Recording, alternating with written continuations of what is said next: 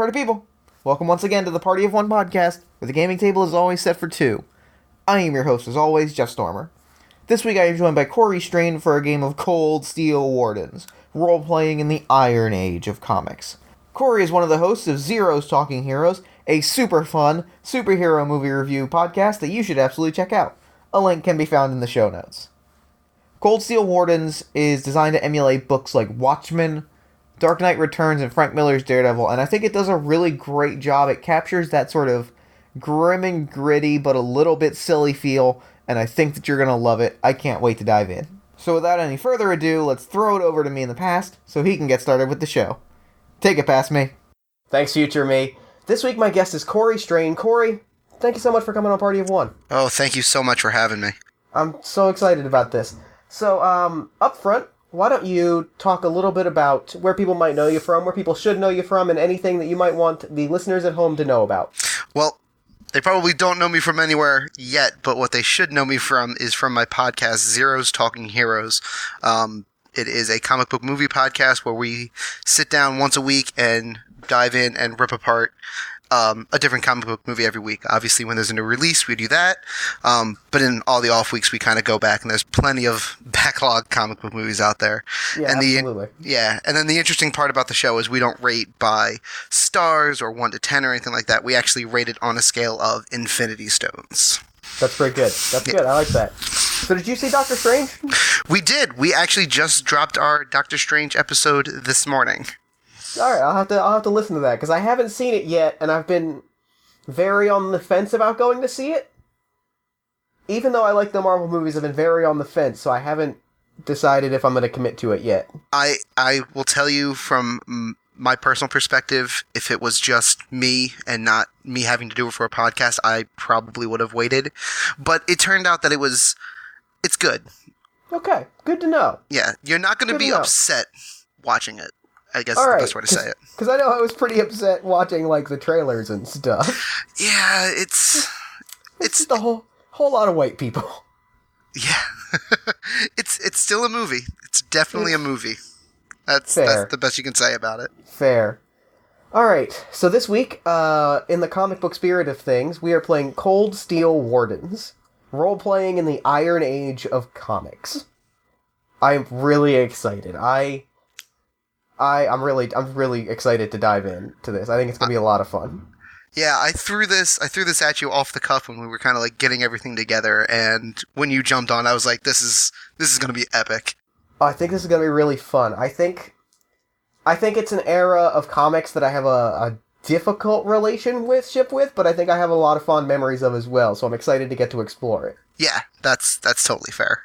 The Iron Age, for reference, being, like, the mid to late 80s, before, sort of around, like, it's like Dark Knight and Watchmen and sort of all of the things that sort of came after that, before the 90s happened, and then the 90s happened. The 90s were... the 90s changed a lot of things. They sure did.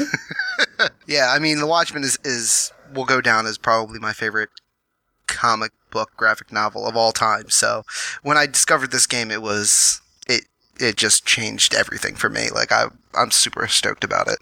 Yeah, and reading it over, I think it really neatly delves into the themes of that. So let's dive in. So why don't you introduce me to your character this week? So my character, his name is Adrian Zarkov, but the scum and villainy of the area know him as the Eraser. He has a tendency to either erase A, you off the face of the planet, or B, important documents that lead to, the upper class taking advantage of people in the lower end. Sure, okay, I like that. I like that a lot. So what I'm going to do first off, just peeling the veil a little bit, is I rolled on one earlier, but I want to roll on one now that I kind of have an idea of where I want to go with it. Sure. Is roll on one of these, they have neat mystery tables in the back that I want to roll on. Oh, cool. That I'm going to keep secret from you, but I will definitely talk about after the episode. Sounds good. Yep, that's perfect. That's great. I love that. Alright. Okay. Yeah, I'm ready to go. Let's do it. Okay. It was a cold, rainy night in New Corinth. The type of night where the water sticks to you as you're walking, and you can feel it freeze for half a second before it falls off your skin. The kind of night where you'd swear it'd be snowing if it weren't so miserably wet outside. It's been painted with a watercolor brush of shit brown and disappointment. Where's the first place that we see the Eraser? What's their intro scene? He would definitely be like he doesn't have any major plans, like any big heist that he's trying to accomplish this particular second. So he's hanging out down one of the dark alleyways in New Corinth, just waiting for some group of thugs or scum to come walking by, and people that don't necessarily know who the Eraser is yet to Sure. He's trying to leave his mark on New Corinth right now. He's kind of an up and coming. Sure. So you're taking in the sights and sounds and smells of New Corinth. You are taking in the scent of the industrial waste and smog and the freezing rain and the feel of the mud seeping into your shoes. And you hear the police sirens in the distance that are just constantly blaring through the city. And sort of that white noise is pierced by a scream as a young man in his late teens is running through, you see him run by, and there are two armed guys in leather jackets and jeans with ski masks on, chasing behind him, trying to look a little bit discreet, but they also have clubs in hand, so they're not looking as, they're looking about as discreet as as a hired hitman can look in New Corinth. Yeah. So you said they run directly past me? Yeah, if you're standing sort of in the alley, they're running down the street kind of perpendicular to the alley. Okay, perfect. Okay. So, obviously I'm going to take a step out and, with very little subtlety, just kind of yell after them, maybe give one of those loud whistles. Sure. That kind of grabs their attention. Sure. And then, once they turn around, be like, boys, it's a terrible idea to pick on somebody that's, not on the same level as you. It's terribly rude. One of them looks to the other and says, No, we gotta get this kid. They already got the other two. We need to keep this one quiet. And the second one turns to you, the other one turns to you and starts to squeeze his club a little bit, and he's like, Nah, you go get the kid. You go get the kid. I wanna meet this dude. I wanna meet this fella's challenge. I think this is gonna be fun. With a slight chuckle, he says, I'll be seeing you later, to the one that's going to run off and chase after the kid. Alright. So the one of them starts to... He, kind of shakes his head and starts hoofing it as the other guy, starts kind of swinging his bat a little bit. Mm-hmm. To be like, come on, let's dance, pretty boy. The Eraser is going to turn his neck and, crack all of the bones in his neck. And then, clench his fist and crack all those knuckles. And then just, very nonchalantly just walk straight up to the guy. Cool. Okay, yeah, so let's dive right into a combat. So, first thing we're gonna do is determine initiative, so we're gonna roll an agility test. The way that Cold Steel Wardens works is we're rolling a number of 10-sided dice. Is it a 7, 8, or 9 is a hit? And then a 10 is 2 hits? Indeed, yeah. And then a 1 is a -1. Right. So we're going to roll the number of dice equal to your agility score, count the number of hits, and we'll determine who goes first. Not bad. I got 2. Alright. I got -1, so you are up first. Excellent. So this is clearly no reason to big out the big guns. And by the big guns, I mean the actual gun that I have on me. Right. So I am just going to walk up and give a quick, jab right hook combination. Sure. And that's just, that's really only one, because the jab just kind of gonna bounce him back a little bit for me to come in and give him the good right hook. So that's, my fist attack, I believe, is 6. hits, yes. Yeah, so you're going to roll that, you're going to count the hits, and I'm going to compare it to my defensive value, correct? Yes. Great. Ooh, not the best. -2. Alright, my defensive value, I believe, is 8. Yeah, not the best one. Swing and a quick little, I guess, dive out of the way. Okay, yeah, so it's going to be, we're going to roll your melee combat skill against my defensive value, and then you roll a force test plus damage dice to determine how much you hit by. Yes. Got it. Okay. So now I'm going to, so he ducks you and tries to, like, jam the bat into your ribs. Okay.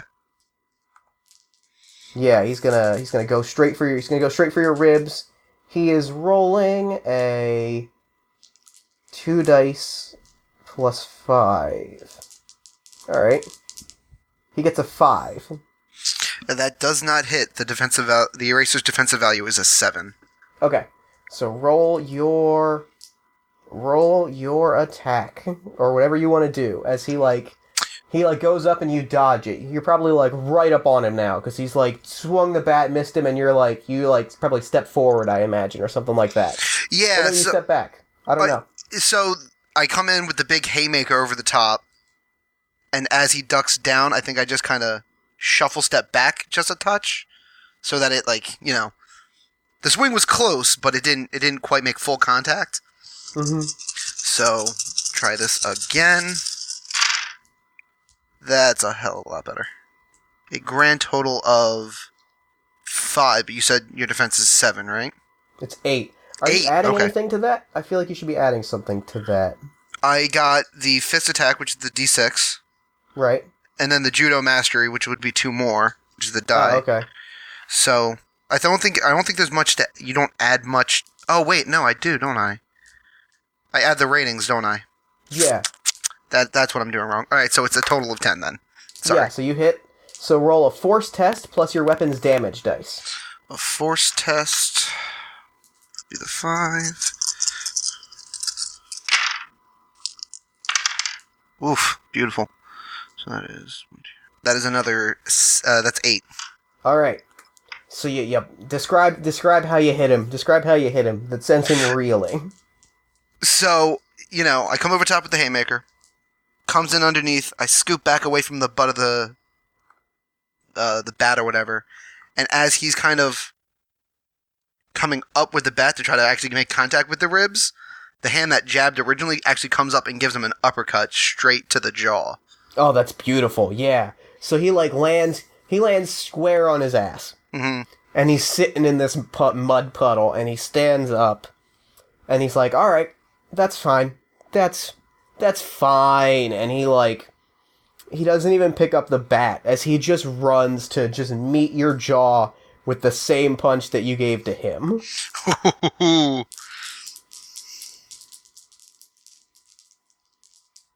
Oh, this one's much better. Oh, he should have been doing this all along. So that's 1. That's a 6, so I don't think it hits you. No, it doesn't. It does not hit me.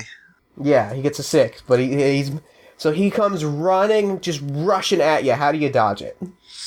I do have mastery in judo, so I think it's mostly just using his momentum against him. Yeah. So he's almost about to make contact, but I just kind of grab his wrist and throw him up to the building on the side of the street. I imagine this is, close enough to a building where he's just going to kind of fall back and hit against the building. Sure. And then I'm actually going to come in with a body shot and see if I can put him down that way. Okay, yeah, go for it. You want to get an 8. An 8, that's right. Oh, that's 3. Here we go. And I just make it with an 8. Perfect. So yeah, you crack him right in the ribs. Roll your damage. Oof, that is ugly. That's only a 5. Alright. So you've still knocked half the life out of him. You knocked you've knocked 3/4 of the life out of him, because the first time you knocked half the life out of him, and this time you knocked half of that half. Yeah. So he's not feeling great, but he reels back, he's going to try to grab you and, like, knee you either in the nether region or in, like, the side and crack maybe your hip bone. Okay. Ooh, this one's much better. That's a 9. The 9 does hit. Alright. Take 4 strain. 4 physical strain.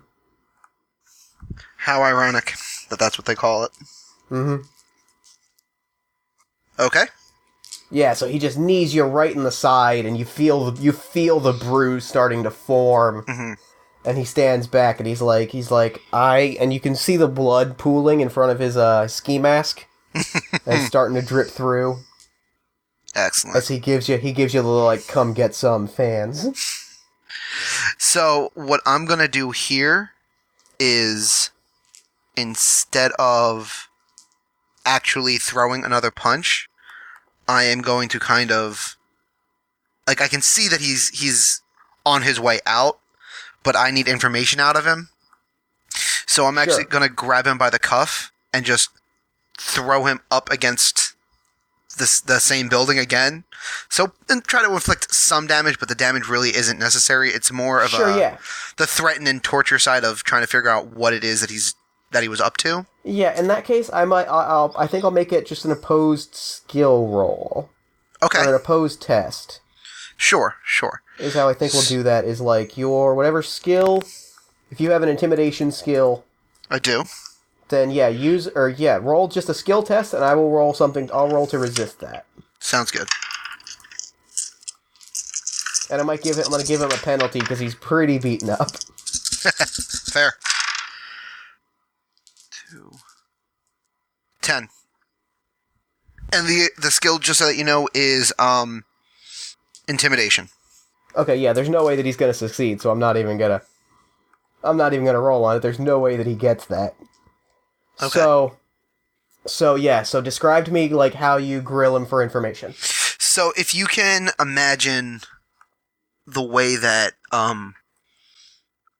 Rorschach or Batman kind of growls in the bad guy's face for information. Yeah. Where, like, their voice kind of gets really low and choppy, and it's, "Where is he?" Yeah. That's the same gruff voice that I use, and that's exactly what I say. I said, "Where is he? Where is he going?" And he says, he coughs up blood for a second, and he's like, I don't know, the kid was probably going back to his apartment. We were supposed to stop him before he got there, because God only knows what they have in that house. Oh, God. What is he? Slumps. He just said, okay. He pass he slumps, out? But he passes out, but, like, in his pocket, you see, like, a slip of paper that has the address on it.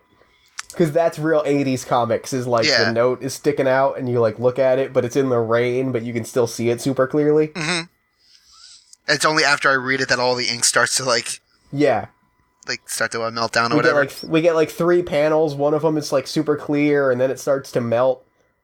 Oh, and then it melts away, and we're at the apartment. Yeah, that's a cool transition. That is an awesome transition. So, yeah. So you're at the apartment of the Barrington family. It is in sort of lower residential New Corinth. It's an apartment building. It's a smaller apartment. How you arrive at the complex. The building is some of the lights are flickering, but, like, it's clean. Okay. Are you coming in through the outside or the inside to get to this apartment? We'll say it's 513. 513 is the apartment number? Yeah. Okay. Nobody, like, it's not like normal apartments where, like, you would have to buzz yourself in?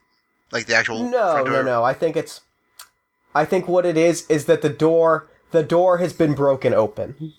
Oh, okay. Yeah, I'm gonna, you know what, I'm not scared. I'm gonna walk right in through the front door. I'm gonna take the stairs, though. If anybody's gonna try to run out down the stairs, I want to make sure I'm around to see it. Yeah, alright. So you're moving up the stairs, and it's one of these big winding staircases, and we get a whole page spread of the stairs, and we see you at a few different points, moving up. And you get to 513, and the door has been broken open. I was gonna say, you step through, and there's just gizmos all around. Little, mechanical toys and such. Odd little things, odd little inventions all scattered about. A lot of them have been knocked over onto the floor. Okay. So, I am going to, as quietly as I can, kind of start walking through and seeing, I can see that there's nobody in this main room, the living room area. Yeah, make me a stealth skill check. Sure. Or whatever associated stealth skill or vital you have. Oh, I do have unarmed move silently, so I'll add that perfect. in. That's perfect, yeah.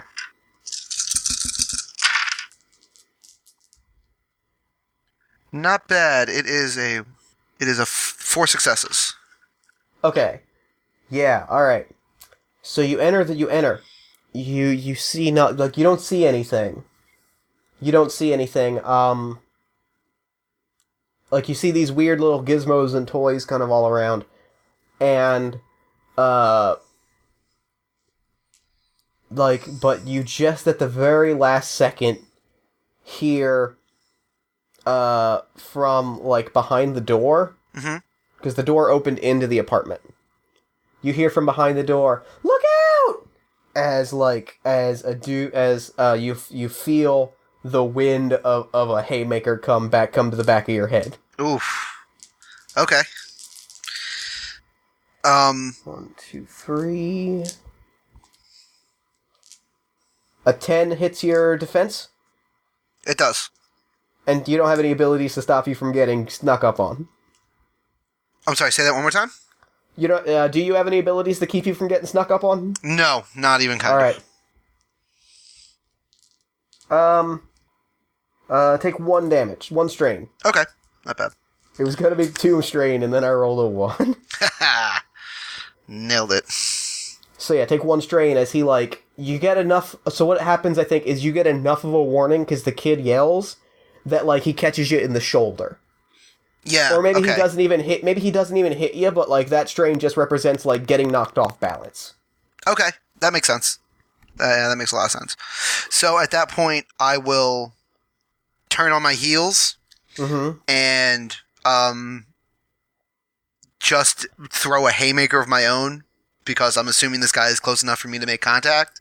So I'm not even worried about what the guy looks like or anything. I'm just going to throw another one.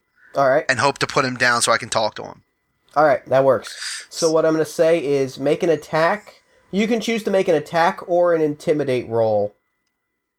Whichever you would prefer, and if you land the attack, you automatically succeed at the... we'll say you automatically succeed. Okay. So whichever you're better at, I think. Yeah, it's only a 1... I think it's only a 1 die. No, it's a 2 die difference. Alright, yeah, I'm going to roll the attack then. Okay. Just because... Because I think that makes sense. If you just, knock his ass on the ground. Yeah, just to put him down and, Yeah. I don't know enough right now to go in and do anything big. So... Oh, now that is a roll. Just 9. 9 altogether. You hit him. Good. So, describe how you knock him down, and then I'll tell you what he tells you. It is, just, it's not... It's a straight shot to his nose, like one of those quick little punches that you just whop, and then the guy just kind of falls back and stumbles down.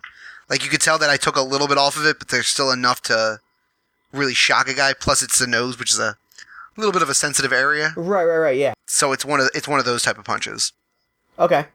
Yeah. So, wheezing through his broken nose. He, you grill him about what's going on, and he tells you, not a lot, because he tells you what he needs to know, and that's pretty much all they told him. Mm-hmm. But he's like, We were just told to get the kid. We weren't told to get. We were just told to get the kid. We got away. They already got his dad. We were just told that the kid couldn't be allowed to leave. And the kid says, like, they have my dad? Oh God, they have my dad. I turn to look at the kid. I'm like, relax, kid. I'll get your dad back. Please get my dad back. Do you have family around close? I've got, Carl, yeah, he's the groundskeeper at the school. He lets us hang out there sometimes. He takes care of us. I can hang out with him. All right, get to the school as soon as you can. Don't stop for anything. Don't talk to anybody. He's already gone by the time you finish saying that. Like, he's not even waiting. He really didn't even hear the tail end of it. You just hope he's smart enough to know. Yeah, he's a smart enough kid. Yeah. Can I roll a criminal check to figure out what gang or group that this kid is a part of? Yeah. Okay. So, that's a 9. All right. Yeah, that feels like enough to get what you need to know. So you're looking around the apartment, right? Mm-hmm. Like this dude has passed out. He's not getting the air that he needs to breathe. You're poking around the apartment and you find what are essentially like almost loan documents. Okay. They look like they are receipts that money has changed hands. Does it say what they're for? It says that it's like seed money for like business investments, and it's like Barrington Toys and Novelties, and it says that it's coming from. It says it's a seed money loan from a T. Castellano, which is a name that you immediately recognize as Tony Castellano, who is a lieutenant in the Genovese crime family. He handles a lot of, like, protection money type rackets. Or, like, he's at that level where he kind of draws you in and, like, gets you stuck. Like, he's the guy that approaches you like, hey, we can help you out. Like, if you need the money. And then they've got you.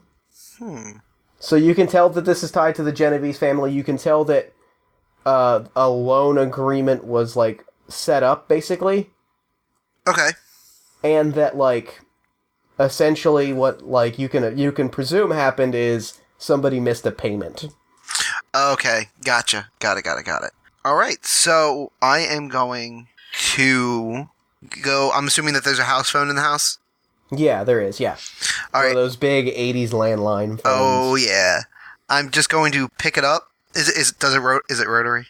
No, it's a dial. It's an early dial tone, so it's got big buttons. It's got those big buttons. All right. The camera's just going to kind of pan over to the phone. I'm just going to see me hit 911 and then leave the phone off the hook and walk out the door. All right. We got a shot of you walking out with like 911. What's the nature of your emergency?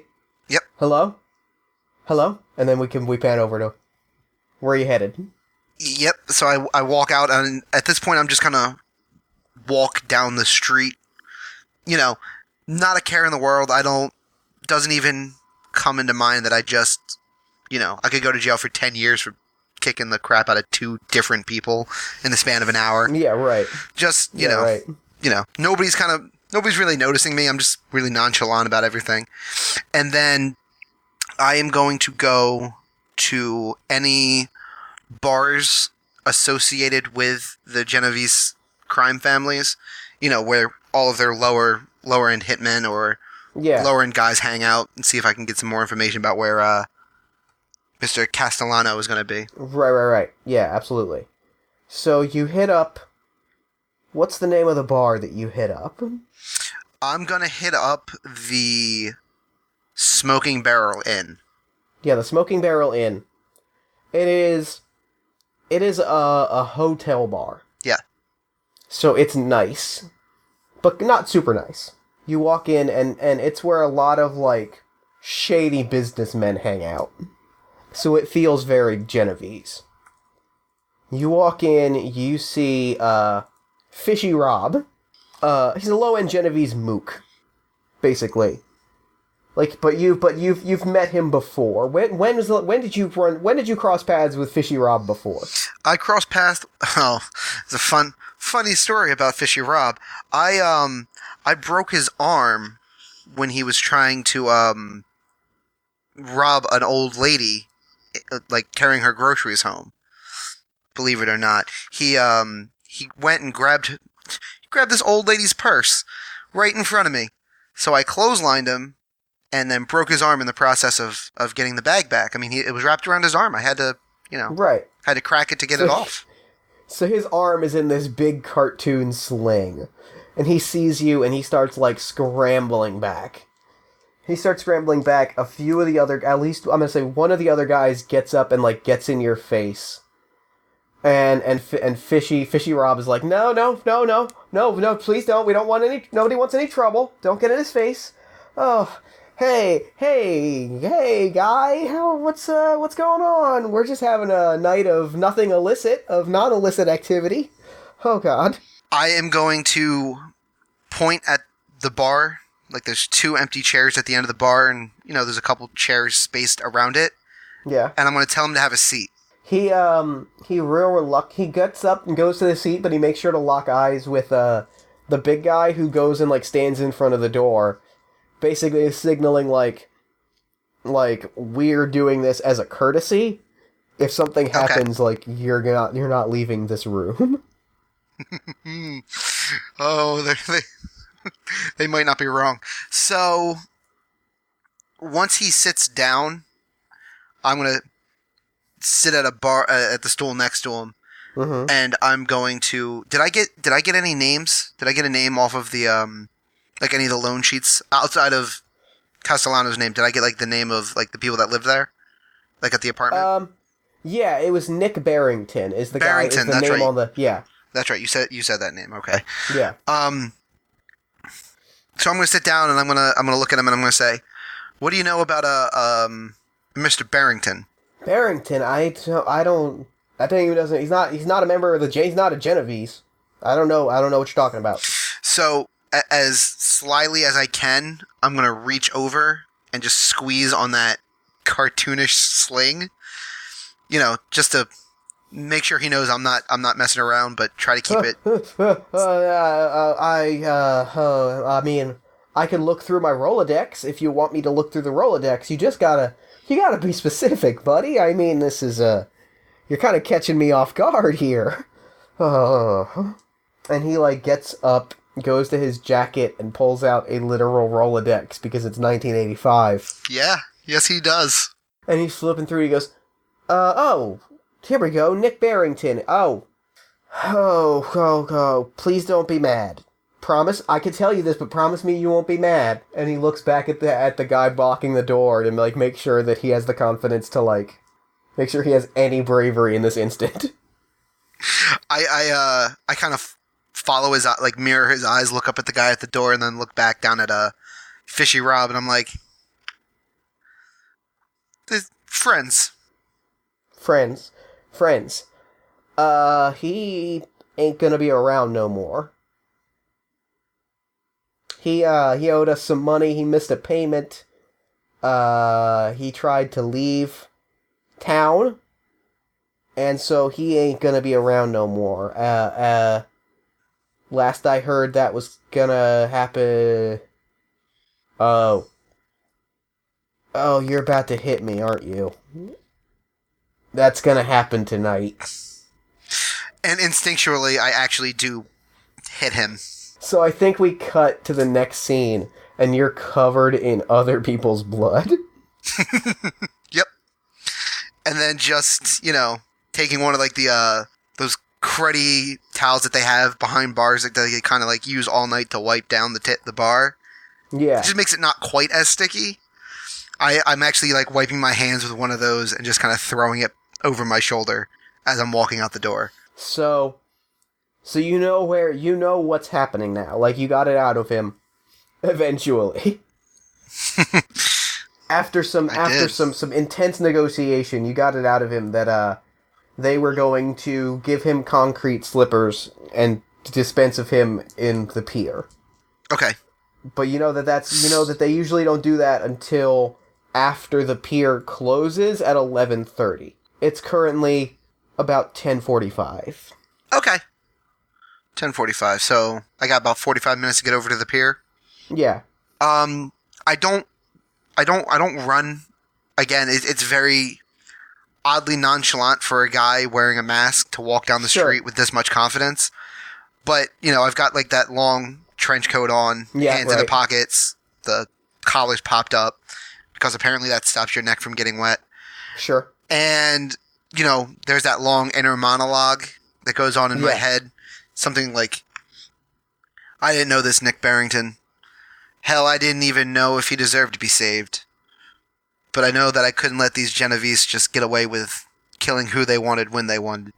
If the cops weren't going to do anything about it, I sure was. Yeah. So, I'm going to need a skill roll from you. Sure.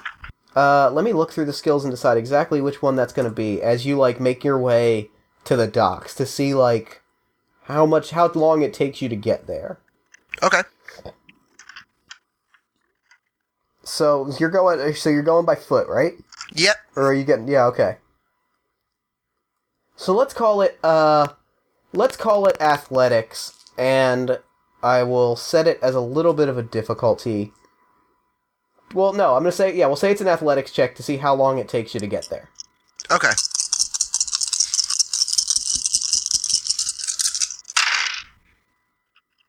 Oof, ugly. 0. Okay. So not great. Nope, not particularly great. Okay, that's perfectly fine. Yeah, so you're in a tough position. You get there. You actually do have to eventually, break a run. You're not able to look cool. You show up, and it is, this long dock. The street lights are on, but the lights on the warehouses are all out.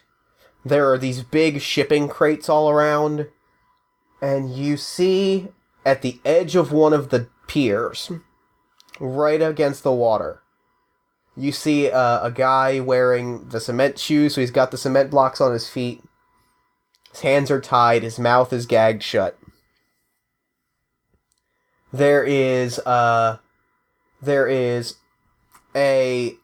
very large guy in a suit, with his sleeves, or he's got a dress shirt and his sleeves are rolled up in a tie, getting him ready, tying him up to, push him over.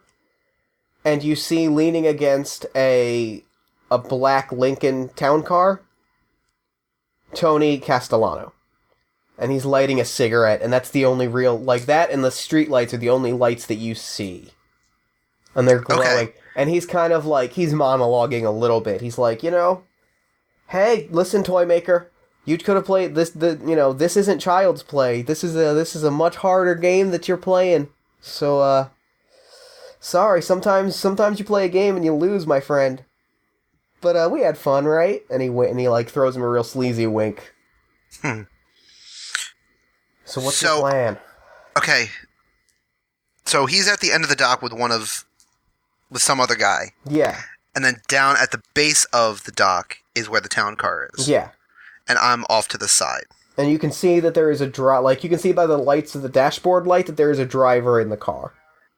Okay. All right. So that is the conundrum is that you're going to have to decide which one you go after. I am going to go after Castellano. Okay. I'm going to hope that I can sneak up as sneaky as I can, get up to him. Okay. And pull my gun on him and tell him to have his boy bring him down the dock. Okay. Yeah. All right. Totally. Roll me a stealth roll. A stealth roll it is. 2, 4, 5, 6,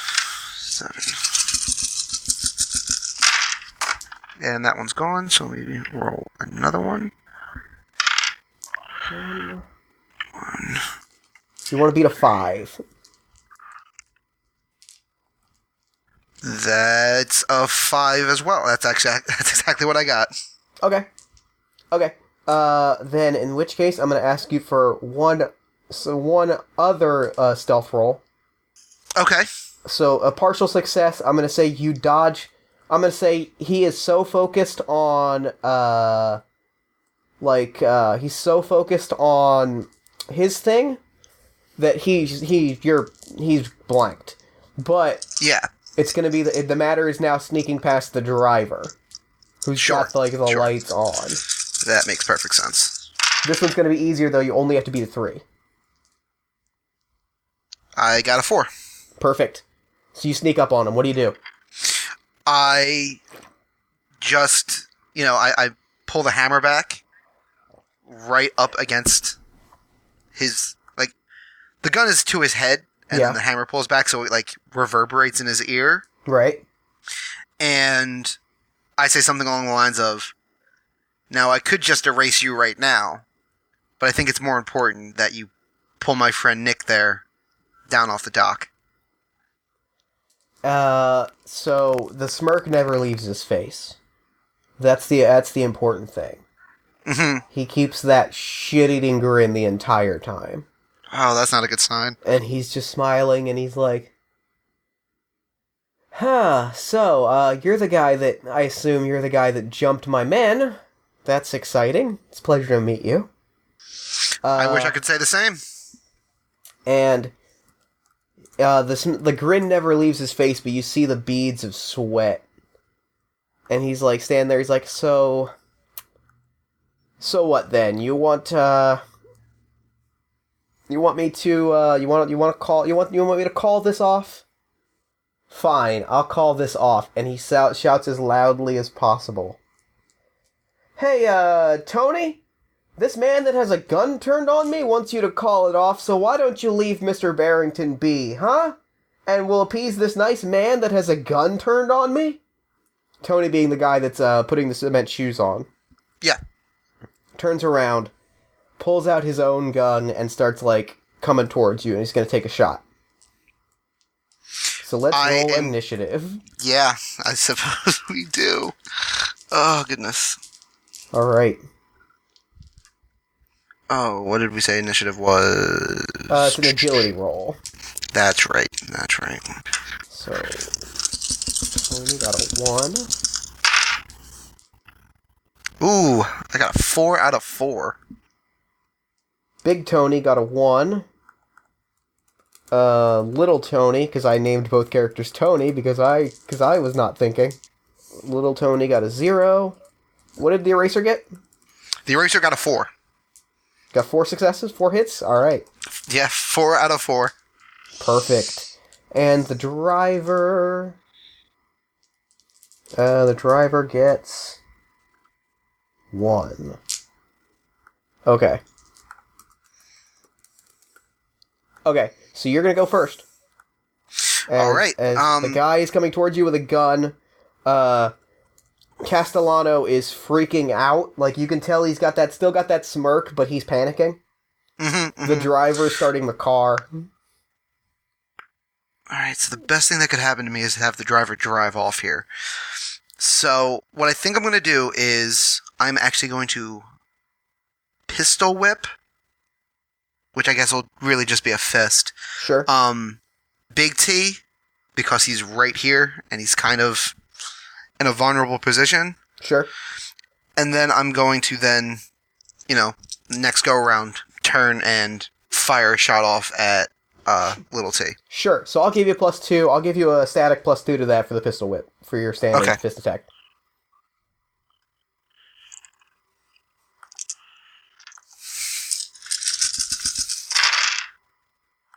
Wow.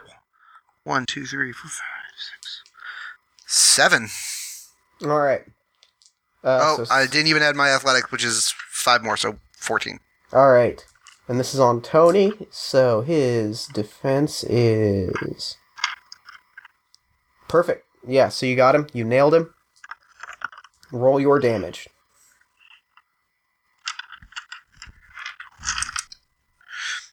Oh, a couple ones. It's a grand total of 2 damage. Alright. So you pistol whip him, and he starts, like, stumbling. Big Tony is going to take a shot at you. Okay. Big Tony takes a shot at you with his pistol. 1, that's a 5, so that does not hit. Does not, no. Yeah. So he's got one of these, he's got a machine pistol, so he's just, like, spraying. Oh, so I gotta make quick work out of this. So he's spraying. The driver's gonna go next. He's gonna start the car. He, like, leans out the window. His only action is gonna be like, "Boss, get in! Get the hell in!" Ooh. And Okay. Little Tony is going to... I'm gonna make it an opposed roll to, like, slip past you. Because he's a coward. Sure. We'll call it... we'll call it athletics. That sounds right. Like, to weasel away from you, yeah. Yeah, absolutely. So he's rolling 1, plus his...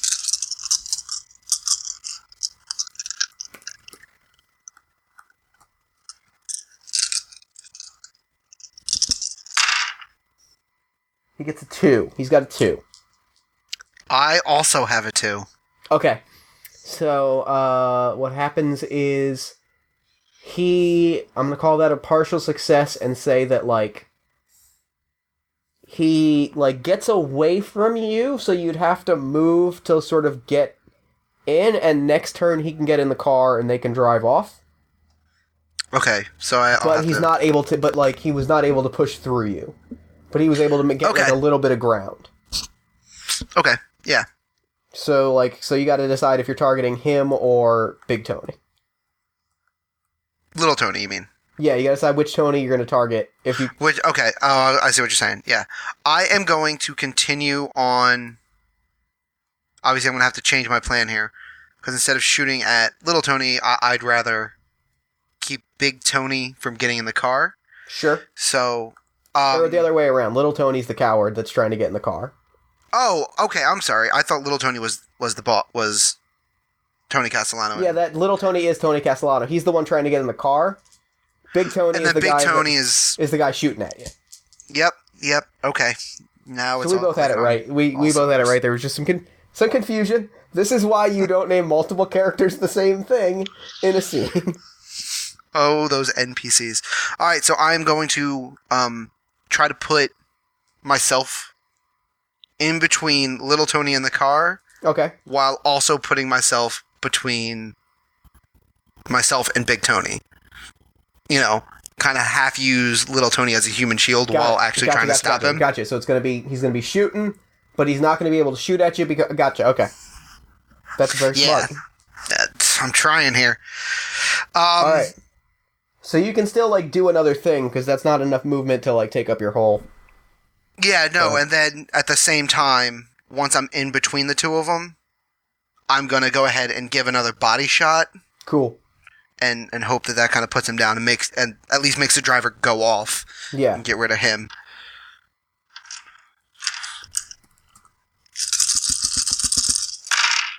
Nine altogether on the hit. That does hit.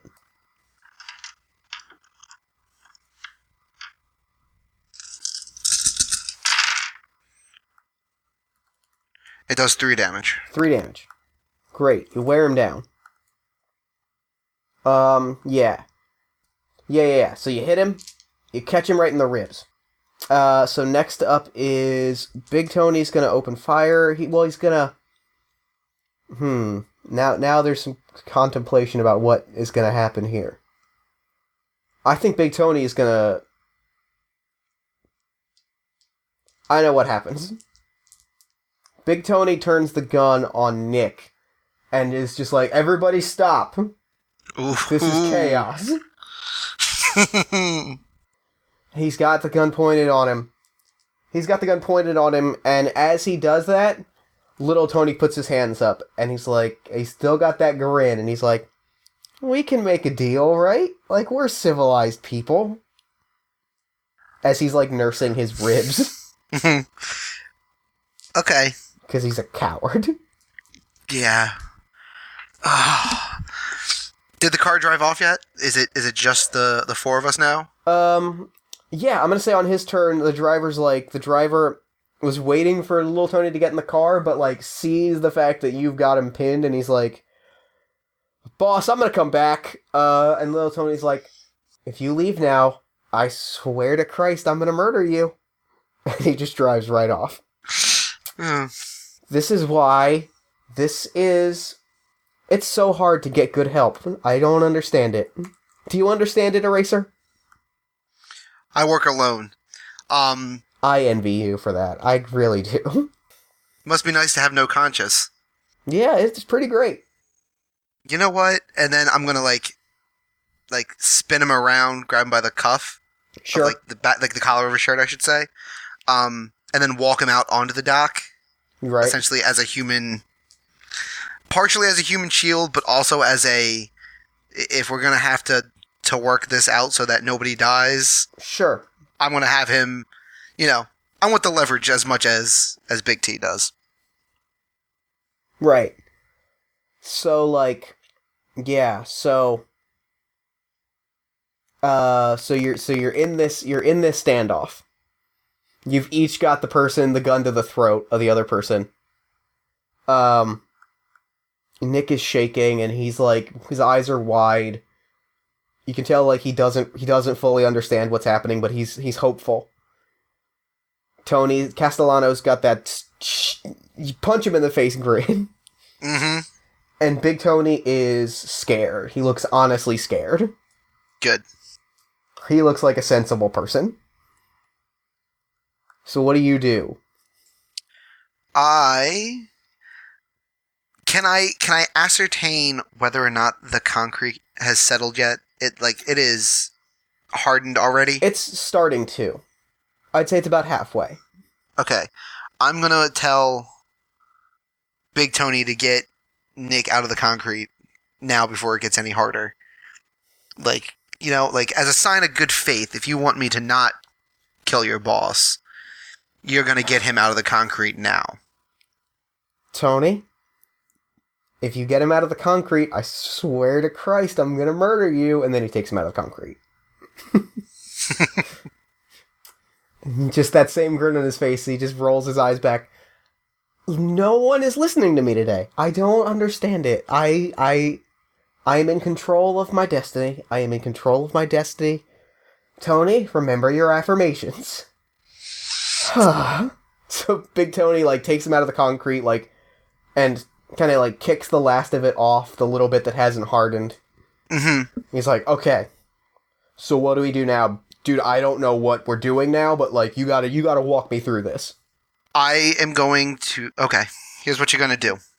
Here's what you're gonna do, Big T. You're gonna put your gun down, and you're gonna walk. Okay. And you're gonna walk, and you're gonna walk. When I think that you're far enough away, I'm gonna let little T here go. And you can pick him up about at the corner of Maple and 72nd. Okay, I think I know what we're doing, and I have a counter proposal. Okay. I'm gonna put my gun down, and he puts his gun down. The gun is down. Give me Big Tony, and we both walk. And Little Tony, give me Little Tony, and we walk. And Little Tony's like, I swear, I'm in control of my destiny. I am just having a difficult day. And right before I, shove Little Tony at Big Tony, I whisper in his ear, and I say, as long as I'm in New Corinth, you aren't in control of your destiny. And then I shove him I just shove him as hard as I can. If they happen to fall in the water, Sure. No, I'm not going to lose sleep over them getting a little touch of pneumonia. You shove him, like, as hard as you can, certain that he's gonna fall into the water, and he collides with Big Tony, but Big Tony is so big that he just, like, it's a brick wall. Like, he just, like... So Big Tony, like, grabs him by the collar, and Little Tony is still whispering affirmations, and he's like, it's fine. I'm in control. And Big Tony's like, okay. You know that if we meet again, I'm gonna have to do everything I can to kill you, right? You get that? And you know the next time that you see this mask, it will be your last time. That's fine. That's fine. Okay. Alright, let's go, boss. Let's go. And at that moment, the driver pulls back around, and he's like, are you done? Is the gunfight done? Is everybody alive?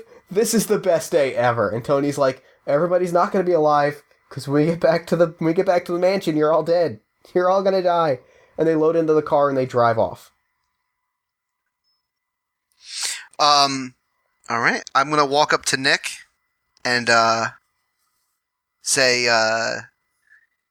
your son almost got into a whole heap of painful trouble tonight. Yeah, and I know, I know, I would have left him an orphan. I can't. That was stupid. That was a stupid thing to do. There's one thing I know about this city. It's that the rich will always have the upper hand on the not-so-rich. I just wanted to make toys. I wanted to get a business loan to get started, but they wouldn't give me it at the bank. I got desperate, and it was selfish and stupid, and I'm sorry. I don't know you, and I don't know why I am apologizing to you, but I'm sorry. Don't apologize to me. Apologize to your son. He's at the school. He's hanging out with the groundskeeper, the caretaker, or some nonsense. And whenever anybody asks who saved your life tonight, tell him the eraser. I will.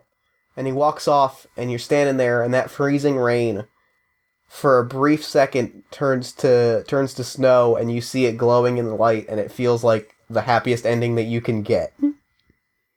As you watch them walk off to reunite his family. Nobody died tonight. Tonight was a win. Tonight was a good night. And that's game! Yeah! Oh, that was so much fun! That was awesome. I loved it. That was great. That was a great ending. Oh, I love that ending. That was so perfect for what we're doing. Yeah, I loved it. That was sweet. That was a sweet ending. Oh, God, that was awesome. Nobody died. I just played an entire game of Cold Steel Warden where nobody died. That doesn't happen very often. You know, it all worked out in the end. Oh. You know, minus, letting a criminal walk, but hey. You'll get him next time. Oh, there's going to be plenty. The Italian mob isn't going anywhere. Yeah, right. Cory, thank you so much for coming on Party of One. This was a blast. Jeff, thank you so much for having me. This was fantastic. Oh, I loved it. That was really cool. So, real quick, where can people find your work online? If they go to iTunes or Stitcher or any other podcast aggregator that uses the iTunes, they can find Zero's Talking Heroes. And obviously when they do, if they subscribe on iTunes to give us a 5-star review, that would be awesome. Always do that. I'll always do that. And then any of the social medias, we are at ZTH Podcast. Fabulous. Thank you so much for coming on Party of One. Thank you for suggesting Cold Steel Wardens. This was the coolest. And now I'm going to throw it over to me in the future so that he can wrap up with the show. Take a future, me. Thanks, Fast Me. And thanks again to Cory for coming on the show. That was super, super fun. If you like superhero movies, which I think that you probably might, you should absolutely check out Zero's Talking Heroes. It's a lot of fun. Also, be sure to follow Cory on Twitter at IamCityFolkSoul. Then slide over and follow Party of One on Facebook at Party of One Pod. Like the show on Facebook at facebook.com/Party of One Podcast. Consider supporting the show on Patreon at patreon.com/Party of One Podcast. Patreon money directly goes towards hosting fees, new equipment, and lining up convention appearances and live shows. If you want to hear more from me, consider checking out All My Fantasy Children, the podcast where Aaron Catano and I take your listener prompts and turn them into beautiful, vibrant, living role-playing game characters. That can be found at soundcloud.com/allmyfantasychildren. And if you love the show, consider telling a friend. iTunes reviews, social media shoutouts, and word-of-mouth recommendations do a ton in helping the show reach new people and do bigger, better, and cooler things. Party of One is produced and edited by Jeff Stormer and Jen Frank. All music for the show comes from the song Infinite Lives by Mega Ran featuring the D&D Sluggers. If you want to inquire about advertising rates, please email me partyofonepodcast at gmail.com. That's it for me. Until next time, thank you for listening, and party on. Never gonna die.